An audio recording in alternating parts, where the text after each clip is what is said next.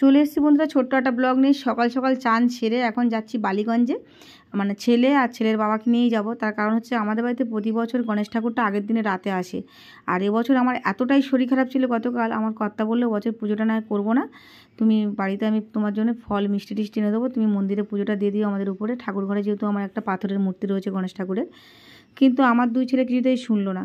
তো ওই জন্য ভাবলাম ওদের জেদের জন্য যদি বাবা আমাদের বাড়িতে আসে এর থেকে বড় কিছু আর পাওয়া হতে পারে না। তো ওই জন্য চলে এসেছিলাম বাজার থেকে, যে বাবার মূর্তির ওদের কাছে কিনে দিলাম, আর আমি বাজার করে নিয়ে সোজা বাড়িতে চলে এসেছি। এসে এই যে একটা আলপনা দিয়ে নিয়েছি, আর আমার শরীরটা এতটাই খারাপ, বাড়িতে যে আলপনা দেওয়ার কালারগুলো ছিল সব শুকিয়ে গেছে। তো সেখান থেকে যে কোনোভাবে আলপনাটা দিলাম, দিয়ে সুন্দর করে গুছিয়ে নিয়েছি। এবার আমি দুর্বা ঘাসের মালাটা বানাবো, কারণ প্রতি বছর কিন্তু আমি পুজোর সমস্ত, আমাদের বাড়িতে যে কোনো পুজো হয় আমি নিজে হাতে জোগাড় করি, আবার নিজে হাতে কিন্তু মালাটা বানাই। তো আজকে আমি দুর্বা ঘাসের মালা দিয়ে পুজো করবো, আর কালকে বেলপাতার মালা। কালকে আমাদের বাড়িতে অন্নভোগ হবে, আজকে যেহেতু ফল মিষ্টি দিয়ে পুজোটা করছি। তো পরের ব্লগে দেখে